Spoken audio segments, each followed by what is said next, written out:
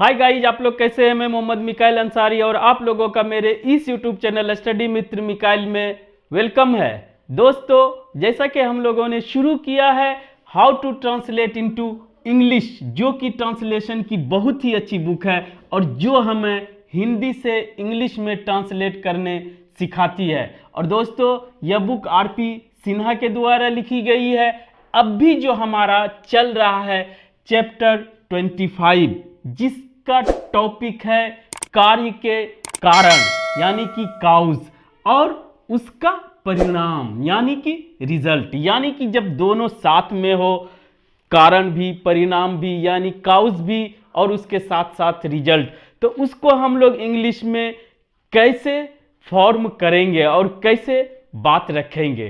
ठीक है दोस्तों, और आज का जो हमारा स्ट्रक्चर है वो 10th है, 10वां स्ट्रक्चर है, जिसमें सबसे पहले हम लोग ये देखें कि इसका जो पैटर्न होता है, सबसे पहले हिंदी वाक्य देते हैं, फिर हमारा स्ट्रक्चर के बाद उसको इंग्लिश में ट्रांसलेट करके दिखाते हैं और उसके बाद एग्जाम्पल्स एक्सरसाइज, ताकि आप अच्छे से बना सके। और हम दोस्तों आपके साथ इस स्ट्रक्चर को एक्सप्लेन करते हैं और साथ ही साथ इसमें जो भी एक्स्ट्रा कंसेप्ट्स यूज होता है उसे भी क्लियर करते हैं डिस्कस करके, ताकि आपको बनाना, समझना, सीखना आसान हो जाए और आप अपने इंग्लिश लैंग्वेज को इम्प्रूव कर सके कम टाइम में ज़्यादा से ज़्यादा। और दोस्तों, अगर इस चैनल पे नए और इस वीडियो को पहली बार देख रहे हैं तो इस वीडियो को लाइक के साथ साथ इस चैनल को सब्सक्राइब जरूर करें दोस्तों। तो आइए चलते हैं, शुरू करते हैं। ठीक है दोस्तों, और जो भी एक्स्ट्रा बातें होंगे उसे भी हम लोग इसके साथ साथ सीखेंगे। तो सबसे पहले हिंदी वाक्य दोस्तों, खराब मौसम के कारण इतना रहे। उसके बाद हमारा एक सेंटेंस रहे, एक स्ट्रक्चर कहिए या स्टेटमेंट कहिए, मैं बाहर नहीं जा सकता। ठीक है, बीमारी के चलते वह अनुपस्थित था। यह भी सेंटेंस टेंस और सिचुएशन के अकॉर्डिंग कुछ भी हो सकता है। ठीक है दोस्तों, मेन है कि यहां पे देखना, उसकी गरीबी देखते हुए मैंने उसकी मदद की। ये एक स्टेटमेंट, यहां तक उसका कारण, चाहे जो भी वजह हो। ठीक है दोस्तों, मोहन को राम के चलते नौकरी मिली, इसमें बीच में आ जाता है राम के चलते। हिंदी में जैसा आता हो वो उस तरह से बोलेंगे और इंग्लिश में दोस्तों आप उसके ग्रामर के अकॉर्डिंग आप सेंटेंस को फॉर्म करेंगे। ठीक है दोस्तों, तो आइए पहले स्ट्रक्चर देखते हैं। स्ट्रक्चर ये है कि सबसे पहले आपको जो स्टेटमेंट है या जो आपका थॉट्स है या जो कहिए सेंटेंस है उसको बनाएंगे। सेंटेंस का बेसिक पैटर्न या स्ट्रक्चर क्या होता है?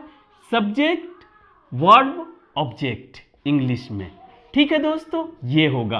और उसके बाद जो ये एक्स्ट्रा बातें हैं, खराब मौसम के कारण, बीमारी के चलते, उसकी गरीबी देखते हुए और राम के चलते, ये सब के लिए अलग अलग सिचुएशंस में अलग अलग ग्रुप ऑफ वर्ड्स यानी कि फ्रेज आएगा। और ये सब क्या काम करता है दोस्तों, ये समझ लीजिए, चाहे ऑन अकाउंट ऑफ आए, चाहे ओइंग टू आए, और कुछ आता है वो भी देखेंगे। ये एक प्रीपोजिशन का काम करता है और आप जानते हैं प्रीपोजिशन के बाद हमारा चाहे वो नाउन हो, चाहे प्रोनाउन हो, चाहे वर्बल नाउन हो, ये ऑब्जेक्ट का ही काम करता है प्रीपोजिशन का। और प्रीपोजिशन के बाद वो ऑब्जेक्टिव केस होता है, लगता है। आप ऑब्जेक्ट का जो भी कंसेप्ट पढ़े हैं यहां पर लगेगा। क्लियर? अब इसके और ज्यादा नहीं जाते हैं दोस्तों, बस आप ऑब्जेक्ट के तरह इसे ट्रीट करें। अगर वर्ब को भी आना हो तो वहां पर दोस्तों वर्ब के रूप में V1 + ing का यूज किया जाएगा, जिसे वर्बल नाउन बोला जाता है। ठीक है दोस्तों, तो हिंदी में क्या क्या आ सकता है और वहां पर क्या क्या यूज करेंगे। तो हिंदी में दोस्तों हमारा आ सकता है के कारण, के चलते, की वजह से। अगर ये सब हो और वो कारण बताता हो उस काम का होने का या ना होने का, तो वहां पर दोस्तों आप पहले यूज करेंगे क्या, ऑन अकाउंट ऑफ ये यूज करेंगे, या ओइंग टू यूज करेंगे, या दोस्तों बिकॉज ऑफ यूज करेंगे, या ड्यू टू यूज करेंगे। किसी को भी आप यूज कर सकते हैं कारण बताने के लिए। उसके बाद जो है, उसके बाद हमारा नाउन या वर्बल नाउन यानी कि ऑब्जेक्ट रहेगा। ठीक है, ये हमारा ऑब्जेक्ट होगा। अब समझ गए, आप समझ जाएंगे। तो देखिए दोस्तों, पहले बना के देखते हैं। खराब मौसम के कारण पहला जो सेंटेंस बनेगा, मैं बाहर नहीं जा सकता, आई कांट गो आउट। ये आपको टेंस और वॉइस में ही सीख लेना पड़ेगा। अब आइए दोस्तों, जिसके वजह से या के चलते या के कारण के लिए हम लोग ऑन अकाउंट ऑफ या दोस्तों इसमें से कोई भी आप यूज करें। उसके बाद हमारा नाउन आएगा ऑब्जेक्ट के रूप में, ऑब्जेक्टिव केस। ठीक है, यहां पर सिंपल है, खराब मौसम तो बैड वेदर। ठीक है दोस्तों, इस तरह से आप लिखेंगे। आप कोई भी यूज कर सकते हैं।